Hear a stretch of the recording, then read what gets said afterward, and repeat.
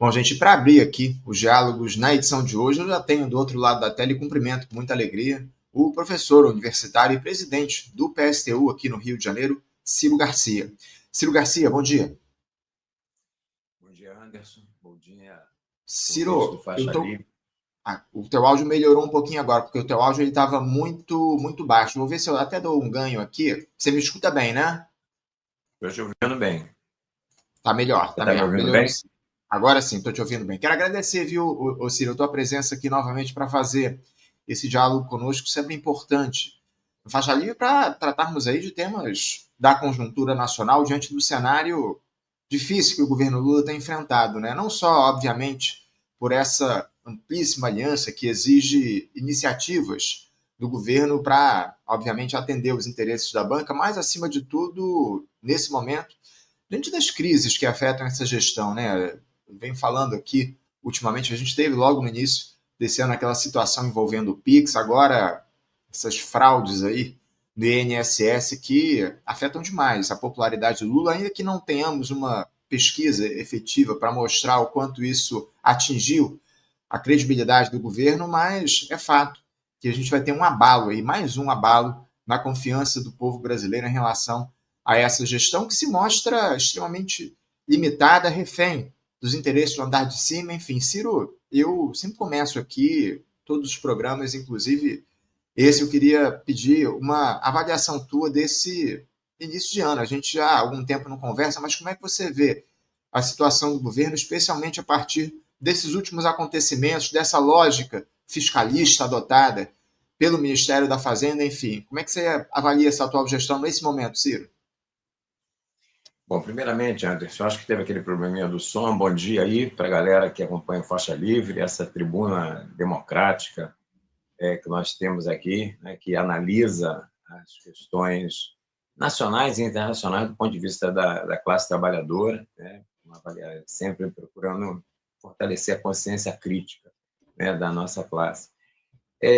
Realmente, o governo, Anderson, ele parece, né, aqueles jogos de tabuleiro que a gente faz em relação à sua relação com a imagem do governo, que reflete em popularidade, né, com a base, né, com a população trabalhadora de uma maneira geral, aqueles jogos que você avança uma casa e retrocede não sei quanto, avança e depois tira o jogo dado, porque ele estava fazendo um esforço tremendo, né, depois daquele estrago do Pix, do famoso vídeo aí desse canalha do Nicolas, né, que bombou, para variar, e quando as coisas pareciam melhorar, aí vem aí o escândalo do INSS, que é uma roubalheira, né, e que tinha alvo, né, muito sórdido, porque o público-alvo era justamente o público mais vulnerável, eram trabalhadores portadores de deficiência, analfabetos, indígenas e pessoas que moravam em locais ermos, ou seja, era a parte mais vulnerável realmente. E envolvendo aí diretores, né, do INSS, pessoas do alto escalão, que forneciam esses dados para empresas de fachadas, legalizadas também aí por corruptos, né, por servidores a serviço da corrupção no governo, e promovendo, né, essa verdadeira razia nas contas, né, desse setor mais vulnerável, e uma coisa absurda. Então, isso acaba também ruindo, né? Mais uma vez, com a imagem do governo perante a classe trabalhadora, os índices de popularidade já estão abaixo, mas, do meu ponto de vista, a grande questão que faz com que haja essa crise de popularidade do governo e essas dificuldades em que ele está metido nesse início de ano tem a ver com a implementação da política econômica do governo, que nada mais é do que um projeto neoliberal. Por isso ele faz uma aliança que vai dos partidos de esquerda que o apoiam, tanto os que estão no governo, como aqueles que, mesmo fora do governo, acabam apoiando, mesmo que criticamente, esse governo, até setores da direita e até da extrema-direita, né? Que acaba fazendo com que ele tenha que fazer compromissos, né, com a banca, como você falou, com o mercado, com setores do agronegócio, com setores do grande empresariado, e aí vem medidas como as questões, por exemplo, que já citada do arcabouço fiscal por você, que nada mais é que um novo teto de gastos, que acaba limitando investimentos nas áreas sociais mais sensíveis, como a questão da saúde pública, da educação pública, né? Nós temos agora a inserção do próprio salário mínimo, né, dentro do arcabouço fiscal, e uma grita, né, da grande imprensa, que é o porta-voz da burguesia nacional, através de editoriais como o do Globo, que é um absurdo aumentar o salário mínimo, porque isso poderia representar ainda um aumento maior da inflação, o que é um absurdo, né, porque a inflação é o imposto do pobre.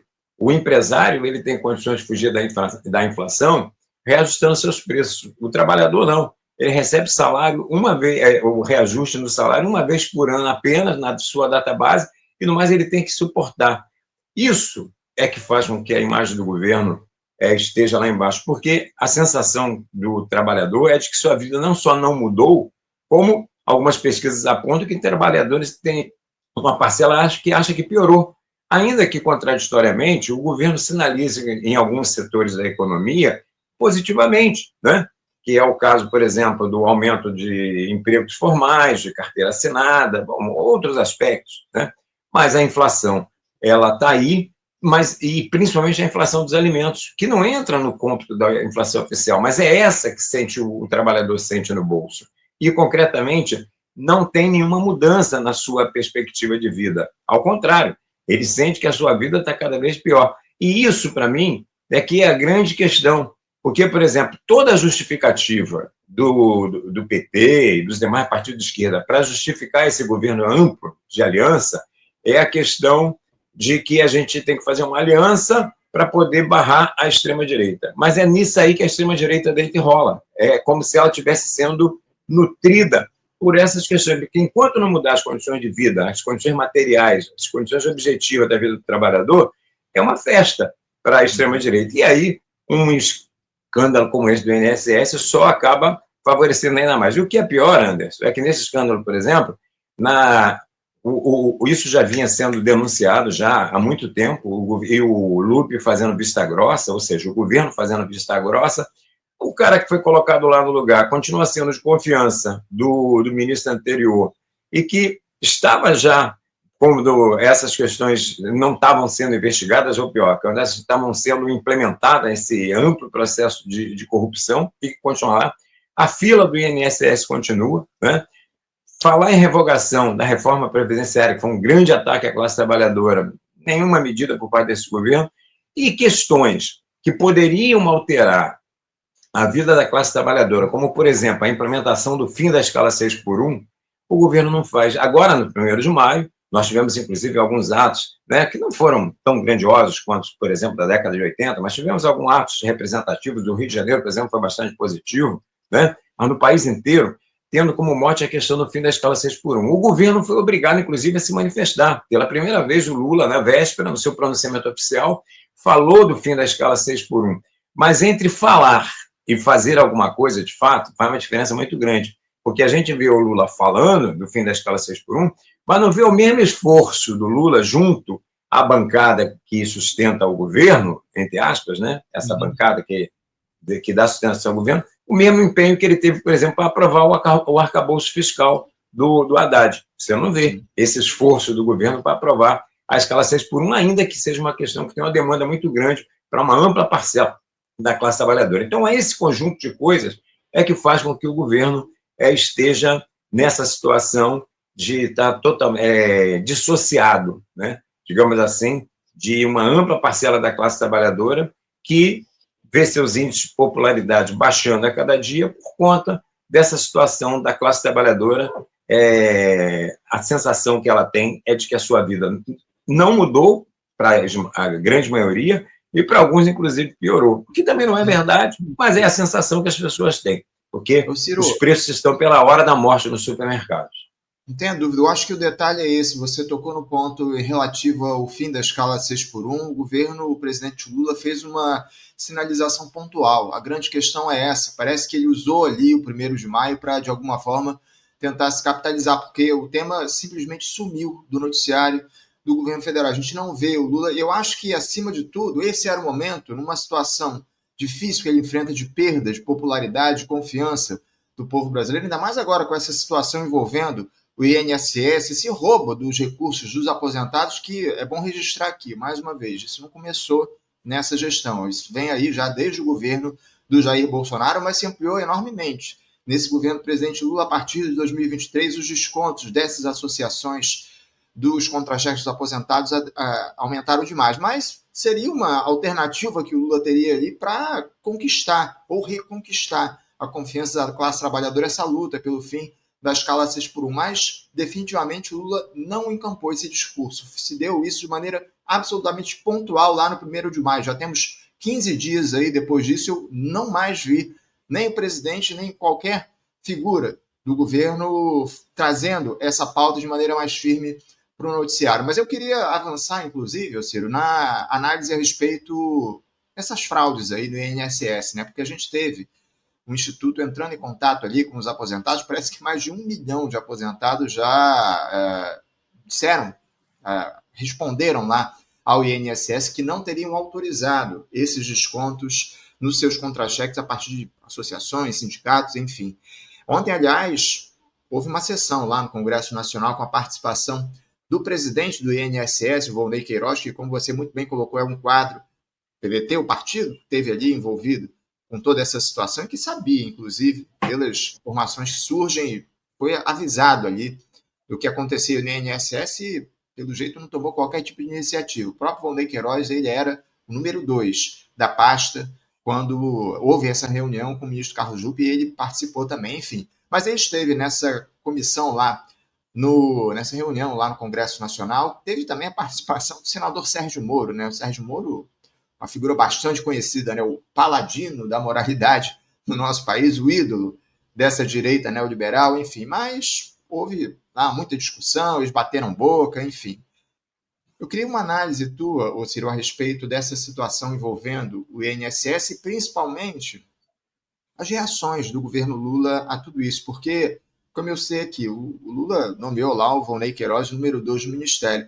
Não deveria haver uma mudança mais profunda no Instituto para dar conta toda essa polêmica e, acima de tudo, reduzir as pressões diante do governo, porque as pressões estão mantidas, com a nomeação do número 2 lá do Ministério, uma figura ligada ao partido que, pelo menos nas informações que surgem, tinha conhecimento das fraudes, a gente sabe muito bem que as pressões se mantêm. O Lula não devia ter tomado uma iniciativa mais enérgica a fim de mudar a estrutura do Ministério da Previdência Social e do próprio INSS? Sem dúvida, Anderson. Eu acho que você colocou bem. Primeiro, é importante localizar que a questão da corrupção ela é uma questão inerente ao sistema capitalista, né? E, geralmente, a corrupção é um dinheiro que sai do bolso do trabalhador, né? Para favorecer aí a grandes empresários corruptos, que são os corruptores. No caso no esquema lá do INSS, o que você tinha eram entidades de fachada, né, que tinham acesso aos dados dos trabalhadores, falsificavam os dados desses trabalhadores e permitiam, né, a revelia dos trabalhadores esses descontos absurdos na sua já tão sofrida folha de pagamento, né, porque as pensões e aposentadorias aqui no nosso país são baixíssimas, depois das inúmeras reformas da Previdência, que já vem desde o governo Fernando Henrique, e que o governo Lula não fez absolutamente nada para reverter. Mas é claro que isso que você aponta é evidente que o governo não fez mudanças ultra paliativas. Por quê? Você tira o número 1 e coloca o número 2 e não muda na estrutura, né? Então, o que está acontecendo? A fila do INSS já vinha, que era uma das promessas do Lula de campanha, já denotava um problema que acontecia dentro do INSS, que é o problema da falta de pessoal qualificado, falta de concurso público, falta de servidores de carreira, né? Então, você tem muitas empresas terceirizadas, DAS, né, que são cargos comissionados indicados pelos próprios governos, no caso aí do loteamento, e o PDT, que tomava conta, né, ali da questão do INSS.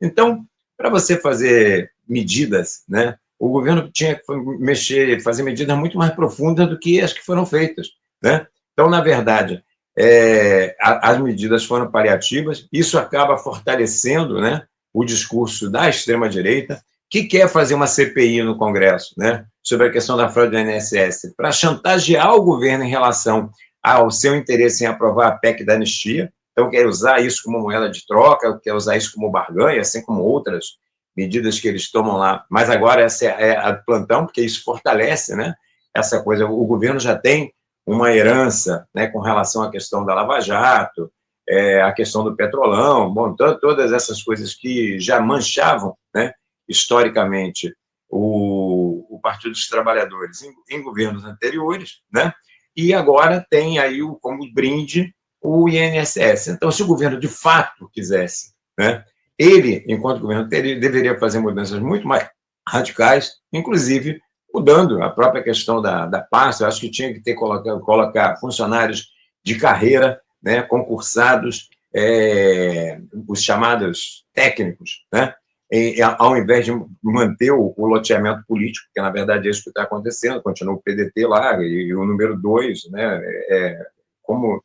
E é risível também essa questão da CPI, porque é a mesma coisa de dizer que seria, né, a raposa entrar para dentro do galinheiro para tomar conta das galinhas, porque várias das medidas, inclusive, que facilitaram esse tipo de fraude foram com a anuência do Congresso Nacional, que se recusa, né, a votar medidas de um controle mais efetivo em relação à questão do INSS, inclusive a aprovação de verbas, para que a gente, de fato, pudesse acabar com essa história da fila do INSS, que é uma coisa que já vem de antes. Agora, você colocou uma coisa muito importante. É verdade que isso começou no governo Bolsonaro, mas também é verdade que atingiu a picos absurdos durante o governo Lula. Então, isso aí não tem como o governo sair dessa, a não ser que fizesse medidas mais estruturais e que, lamentavelmente, não está fazendo. Está fazendo medidas ultrapaliativas, facilitando esse discurso da extrema-direita, a chantagem da CPI, do Congresso Nacional e outras coisas.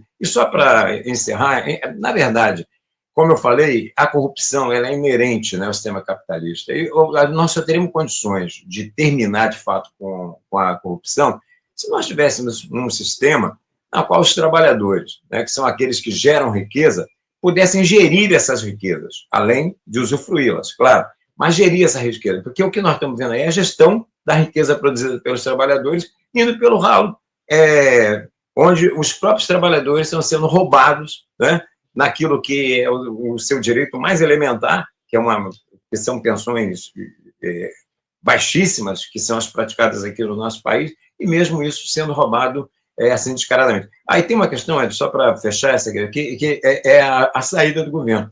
O governo acabou suspendendo o desconto para todas as instituições e não fez uma separação do joio e do trigo, porque tinha algumas entidades sérias que já estavam fazendo essa denúncia há algum tempo. Por exemplo, é o caso da ADMAP, que é a Associação Democrática dos Pensionistas e Aposentados do Vale do Paraíba, né, que já fazia essa denúncia há muito tempo, e agora você tem aquelas entidades que realmente representam os interesses de aposentados e pensionistas também com os descontos suspensos, sem essa separação do joio e do trigo, para ver como que as medidas do governo estão sendo atabalhoadas nesse sentido e prejudicando mais uma vez os próprios trabalhadores. É isso, acima de tudo, prejudicando os trabalhadores, como você muito bem coloca aqui para a gente. Eu recebi essa semana aqui no programa, Ciro, a deputada Fernanda Melchiona, do pessoal lá do Rio Grande do Sul, e ela defendeu que o próprio governo, a situação teria que ter convocado essa CPI. Mas o que a gente vê, acima de tudo, nesse momento, é uma tentativa da oposição para desgastar a atual gestão do presidente Lula. Mas eu queria mudar de assunto aqui, Ciro, tem uma outra questão importante para a gente tratar, que fala justamente dessas alianças que o governo construiu, que o presidente Lula construiu, para tentar manter essa governabilidade de fachada. A grande realidade é essa. Eu tenho um levantamento aqui feito pelo jornal Folha de São Paulo, recentemente, que mostra que, apesar de o governo comandar 11 ministérios, aliás, apesar de os partidos do Centrão comandarem 11 ministérios, União Brasil, o PSD, o MDB, o PP e os Republicanos, esses partidos eles tiveram uma média de 40% das suas bancadas na Câmara apoiando duas medidas mais importantes desses últimos tempos aí, que contrariam os interesses do Palácio do Planalto. São elas esse requerimento de instalação da CPI para investigar o escândalo do INSS e também aquela medida que foi tomada para acelerar a votação do projeto de anistia ao golpismo lá no 8 de janeiro. 40% das bancadas desses partidos que eu citei, que compõem a base aliada, votaram a favor dessas medidas, contrariando a instrução do governo federal. A União Brasil é o que mais concentra esses infiéis. São 60% da bancada do partido que votou contra o governo nessas duas proposições. Seguido pela União Brasil, 45%, e pelo PP, 43%. O PSD do Gilberto Kassab manteve ali 31% dos votos dos parlamentares contra o governo. E o MDB do Baleia Rossi, 27% de traições à gestão do presidente Lula. Se colocaram ali mais alinhados, digamos assim, ao governo. Esse levantamento, o Ciro, mostra que em menos de um mês o governo sofreu 8 derrotas no Congresso Nacional vindas da sua base formal de apoio. 8 derrotas de matérias importantes ao longo cerca de um mês nesses últimos tempos. Ciro, eu queria que você falasse um pouco sobre que tipo de governabilidade é essa. É possível o governo seguir apostando nessa lógica da entrega de cargos por votos lá no Congresso Nacional? Muita gente diz que hoje a galinha dos ovos de ouro são as emendas parlamentares, que o governo tem ali tentado distribuir, aliás, emendas recordes, né? Eu acho que nunca na história o Congresso Nacional teve tanto poder. Eu acho não, eu tenho certeza que nunca o Congresso teve tanto poder sobre o orçamento e não se vê nada parecido no mundo.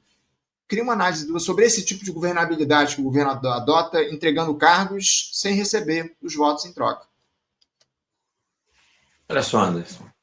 Na verdade, o que existe é uma crise do chamado presidencialismo de coalizão. Porque, a partir do governo Bolsonaro, né, o poder que o Congresso adquiriu através antes das emendas, né, secretas, agora nem tão secretas, mas as emendas parlamentares são uma fonte de corrupção legalizada. Já que nós estamos falando de corrupção, essa é uma das grandes fontes de corrupção que existe hoje no nosso país, e de maneira legalizada, onde jorram rios de dinheiro para aquelas localidades, para as prefeituras e tal, dos seus correligionários lá do Congresso. Tem que falar outras fontes, né, de corrupção legalizada, como, por exemplo, fundo eleitoral, né, que é uma forma de perpetuar os grandes partidos aí no poder, porque a eleição trata-se fundamentalmente, além de tudo, de dinheiro, né? Então, na verdade, essa coalizão construída pelo governo, ela não tem hoje o peso que tinha antigamente, com a cessão de cargos, porque grande parte do dinheiro que esses parlamentares administram, como nunca, como você mesmo acabou de colocar, como nunca administraram antes, está lá no próprio orçamento e através das chamadas emendas. Existe todo um empenho, né, principalmente do Flávio Dino, lá no Supremo Tribunal Federal, em tentar dar transparência a essa questão das emendas parlamentares, mas, na verdade, isso aí tem sido um esforço que tem sido em vão, vamos falar as coisas como elas são, né? E as emendas acabam tirando essa necessidade que tinham antes os partidos de, para poderem gerir verbas vultuosas, estarem em cargos no Poder Executivo. Isso aí se esvaziou completamente, desde o governo Bolsonaro e agora continua no governo Lula, com toda a batalha lá do STF, tentando, né, minimamente dar uma transparência para essas questões, mas esse poder acabou. Então, na verdade, o que acontece? Essa base de governo, ela vota com o governo naquilo que lhe interessa, que é a pauta econômica, que é a implementação do projeto neoliberal do governo Lula e Haddad. Ela vota junto no arcabouço fiscal, ela vota na reforma tributária, que continua mantendo os impostos, a maioria dos impostos na classe trabalhadora, ela vota naquilo que interessa. Quando tem questões que são de interesse do governo, mas que contrariam essa base aliada, ela não tem nenhum poder em votar contra, e aí tem a ver com esse levantamento que você acabou de fazer. Então, isso mostra categoricamente que esse tipo, né, de coalizão, que é essa busca da governabilidade via cessão de cargos no Congresso, isso não funciona mais como funcionou anteriormente nos governos Lula I, Lula II e até nos governos de Dilma. Hoje, isso não funciona, porque a questão do orçamento está na mão, em grande parte, dos próprios parlamentares e via as emendas parlamentares, que é a galinha dos ovos de ouro, como você acabou de colocar, como falou aqui a Melchiona no seu programa, está na mão já dos próprios parlamentares. Então, existe, assim, uma autonomia desses partidos da base do governo em relação ao próprio governo, naquilo que eles escolhem, o que lhe interessa. Eu quero ver, por exemplo, na questão, quando chegar a hora que estiver avançando essa PEC da anistia, que é uma das coisas mais vergonhosas e escandalosas que existe hoje nesse país, qual vai ser a postura desses setores aí que você acabou de mencionar, né? Porque isso aí é um absurdo, o que está acontecendo lá naquele Congresso Nacional. Bom, mas isso aí já é uma outra questão. Vai lá. Ciro, para deixar registrado aqui que muitas figuras do atual governo apoiam essa PEC da anistia. A gente já ouviu aí diferentes figuras dessa gestão defendendo uma redução das penas para aqueles que depredaram Brasília e tentaram produzir essa lógica golpista aqui no nosso país com uma atuação das Forças Armadas, enfim. Ciro, a gente tem falado, na verdade, né, muito sobre a necessidade de termos uma gestão popular aqui no nosso país e algo que a gente não tem, uma participação maior da classe trabalhadora na gestão pública, no acompanhamento das ações do Estado. Isso não está colocado dentro dessa lógica burguesa do Estado Nacional.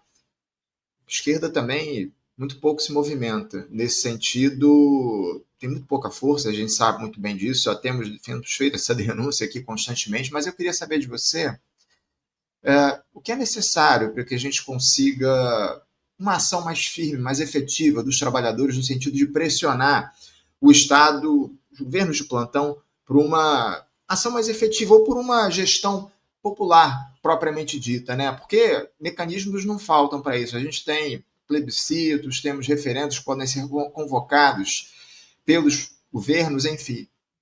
Há anos a gente não tem um referendo, um plebiscito aqui no nosso país. A grande verdade é essa. Você acredita ainda que os trabalhadores, diante dessa dinâmica, especialmente do mercado de trabalho, que tem sido muito precarizado, exigindo demais dos trabalhadores para que eles tenham um mínimo de sobrevivência, tenham um mínimo para a sua sobrevivência? Você acha que é possível ainda a gente ter uma mobilização efetiva, especialmente comandada por movimentos sociais, muitos desses, inclusive, cooptados pelo petismo? Você acha possível, dentro dessa lógica que está colocada no Estado brasileiro hoje, de desgaste do mercado de trabalho e de cooptação dos instrumentos ou dos organismos que comandam, que coordenam, mobilizam os trabalhadores? Olha, Anderson, eu não só acho possível, como acho necessário. A grande questão é que você, já no próprio enunciado da sua pergunta, você já deu uma pista, né? É que, lamentavelmente, hoje nós temos grande parte dos organismos da classe trabalhadora, ou seja, entidades que defendem os trabalhadores, como sindicatos, ou então organizações que defendem a luta contra as diversas formas de opressão, na base do governo, né? Então, esses setores acabam sendo avalistas da política econômica do governo. E, lamentavelmente, nós temos uma ampla parcela da esquerda que está enredada nisso, né? Com a lógica, né? Com a justificativa de fazer uma aliança contra a extrema-direita, acabam também, alguns dentro do governo, como é o caso do PSOL, e outros dando apoio crítico ao governo, como é o caso do PCB, como é o caso da UP, que fazem apoio crítico, né, que criticam a política econômica do governo. Vou deixar bem claro aqui, esses setores criticam a política econômica do governo, mas não estão dispostos a construir uma oposição a este governo, porque tem a ilusão de que esse é um projeto que está em disputa, né, como se pudesse, a partir de um processo de mobilização e de pressão, trazer esse governo mais para a esquerda. E isso é uma fantasia, isso é uma ilusão. Então, na verdade, se nós quisermos, de fato, termos uma participação mais efetiva, né, dos setores populares, a classe trabalhadora, na gestão do governo, nós temos que romper com este governo, né? Nós temos que formar uma oposição de esquerda com autonomia de classe, com independência política, né, com independência de classe, e defender um projeto socialista revolucionário, um projeto de ruptura com o capitalismo, um projeto de ruptura com a implementação dessa política neoliberal de arcabouço fiscal que reduz, né, os gastos, né, nas questões sociais. Então, esse é o único caminho. Por que eu digo que é possível? Porque muitas vezes existe uma pressão objetiva com relação a isso. O 1º de maio foi uma demonstração disso. Até o ano passado, Anderson, aqui no Rio de Janeiro, as grandes centrais sindicais estavam fazendo o 1º de maio com o Eduardo Paes lá na prefeitura, ou lá no Parque Madureira, junto com o Eduardo Paes. Esse ano, elas foram obrigadas a romper com isso por conta dessa questão do desgaste, né? Primeiro, dos ataques que o Eduardo Paes vem fazendo desde o início do ano, que inclusive tem respostas, como a greve dos profissionais da educação do município, mas há diversos ataques que ele está fazendo aos servidores municipais, né?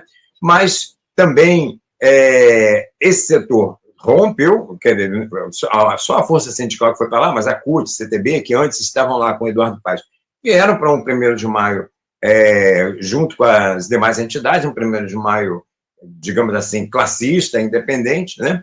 E obrigados, né, a adotar a questão da bandeira da escala 6x1 e outras demandas, né, ainda que uma pauta muito limitada, né, que setores da esquerda, como a CSP com Lutas, acabou aproveitando, inclusive, a mobilização para ampliar essa pauta, onde, por exemplo, não constava uma questão, o 1º de maio sempre teve um caráter internacionalista muito importante, a questão do apoio à resistência palestina, que é uma das maiores atrocidades que nós estamos assistindo hoje. Nós estamos vendo hoje o Estado sionista judeu promover, o Estado sionista de Israel promover um holocausto na Palestina, tal qual o nazismo fez em relação aos judeus na Segunda Guerra, né? E uma questão como essa não era a pauta do 1º de maio, mas isso foi incluído lá. Então, fruto da pressão e das próprias condições, a questão do apelo que tem a questão da escala 6x1, você vai gestando essa possibilidade. Agora, isso passa efetivamente pela ruptura, não só com a política econômica do governo, mas com o próprio governo, porque esse governo não é um governo de disputa, ele é um governo como mínimo de centro-direita, mas na verdade é um governo de direita, por conta de todas essas questões que nós já analisamos aqui ao longo do programa. Então, esse tem que ser o caminho. Ruptura com o governo, formação de uma oposição de esquerda, com autonomia de classe, com independência política, e apresentar um projeto socialista e revolucionário de ruptura com o capital, e ruptura com a implementação desse projeto neoliberal. Esse é o caminho para a gente trazer de novo a classe trabalhadora de volta para as ruas, para pressionar e pelas suas reivindicações e pelas suas mudanças, né, estruturais nas suas condições de vida. Uhum. Ciro, eu estou de olho no relógio, a gente está em cima da hora, mas eu queria trazer uma questão, aproveitar que você citou essa questão envolvendo o massacre de palestinos lá no Estado de Israel, trazer algo que se conecta e que mostra a postura e a posição do governo brasileiro diante disso. Eu conversei ontem aqui no programa com o Heller Gonçalves, ele que é presidente do Sindicato dos Metalúrgicos lá de São José dos Campos, e ele estava conversando com a gente aqui sobre a situação da Vibraz. Você deve estar sabendo o que acontece com a Vibraz nesse momento, o massacre que os trabalhadores da Vibraz vêm sofrendo, 25 meses sem salário. Um negócio inacreditável, sem precedentes. E o Heller estava falando sobre a situação e tudo, e estava registrando um negócio que é inacreditável. A Vibraz é a principal empresa de defesa do país, produz armamentos, equipamentos bélicos, enfim, munições. E o governo brasileiro compra... do total de equipamentos bélicos, enfim, de armamentos, o governo compra apenas, o Exército Brasileiro compra apenas 3% da Avibraz e 97% do que o governo compra relacionado a armamentos, a equipamentos bélicos, vem de fora do país, especialmente do Estado sionista de Israel. Ou seja, a gente tem uma empresa nacional que precisa ser estatizada acima de tudo, é bom deixar claro mais uma vez, porque é uma empresa privada, está numa crise enorme ali. Houve uma assembleia essa semana, inclusive, para tentar desenrolar essa questão da venda da Avibraz para uma outra empresa privada. Mas o fato é que o Estado brasileiro não se coloca diante disso. O governo não pensa, não fala em estatizar a Avibraz num cenário onde o Estado brasileiro poderia auxiliar a empresa comprando muito mais equipamentos da Avibraz, ao invés de ficar importando aí esses equipamentos do Estado de Israel. Acima de tudo, defendendo esse genocídio que a gente vê lá na Palestina. Eu queria que você falasse um pouco e rapidamente sobre isso, por conta do horário aqui apertado. Como é que você vê essa situação de um Estado brasileiro que não valoriza uma empresa nacional e compra equipamentos bélicos de um país que promove um massacre nesse momento? Aí são duas atrocidades, né, que o governo comete. Uma é não estatizar a Avibraz por conta de ser um setor estratégico, como bem você colocou, e que em muito poderia nos ajudar, inclusive, a ter que nos livrar, né, desses acordos com o imperialismo armamentista dos Estados Unidos, o caso de Israel, que é um títere dos Estados Unidos, né? Mas o pior de tudo, Anderson, é a ilusão que existe por parte do governo de que existe um campo progressista nesse país, no mundo, né? Onde estaria Putin, por isso Lula foi lá, né, na comemoração aí da vitória da Segunda Guerra Mundial. Depois ele foi ao Xi Jinping e ele faz essas viagens com esse suposto bloco progressista, onde estaria a China, onde estaria a Rússia, o que faz com que ele acabe tendo que fazer flertes com Maduros da vida, de que é um ditador, como o Ortega, que é outro ditador, e que é a festa da extrema-direita, né, dizer que o Brasil, que o PT é socialista, que o governo Lula é um governo socialista, essa falácia que nós temos aqui. Mas a gente não vê, por exemplo, uma atitude do governo Lula em relação, primeiro, em exigir, né, desses governos supostamente progressistas, medidas mais eficazes em relação ao que está acontecendo lá na Palestina. Ao contrário, né? Ele, visitando a Rússia, ele acaba, por exemplo, fortalecendo o que o Putin está fazendo com uma guerra de ocupação lá na Ucrânia. Essa é a realidade. Mas o que é pior é que a gente não vê, né, da parte do governo, uma questão que seria fundamental. Passa pela questão da estatização, por exemplo, da Avibraz, passa pela questão, por exemplo, de fortalecer a própria questão da Embel, que está em uma crise também tremenda, e essa é estatal, né, mas que é um setor estratégico aí nesse setor de armas.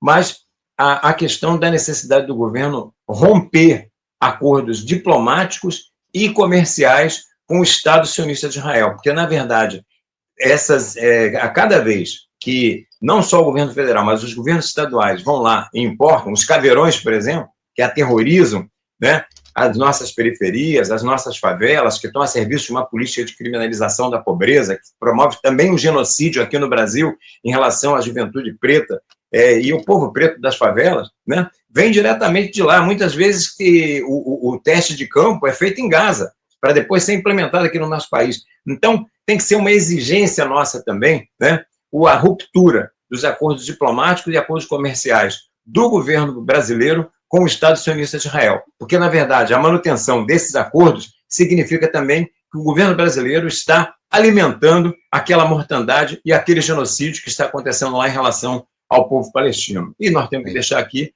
nossa mais restrita solidariedade à resistência palestina, né, e a defesa de uma Palestina livre do rio ao mar, e o fim do Estado de Israel, porque enquanto existir o Estado de Israel, o que vai haver ali no Oriente Médio é o genocídio ou a saída, né, que o Trump, que é a limpeza étnica, e agora a crueldade com a fome sendo utilizada como arma de guerra, né, com o boicote que está acontecendo, que não existe, não tem entrada nem de combustível, nem de alimentos, nem absolutamente nada.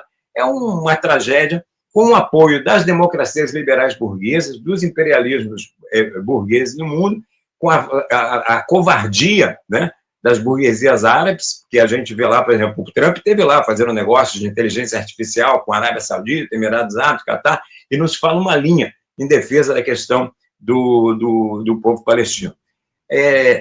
Só para uma questão, mas eu falei aqui num suposto, né, campo progressista, eu quero deixar bem claro que na nossa avaliação, né, a avaliação que eu faço, a avaliação do PSTU, é que é uma disputa entre dois campos imperialistas. Não tem um campo reacionário encabeçado pelo Trump e um progressista com China e Rússia. É uma disputa imperialista pela ordem mundial.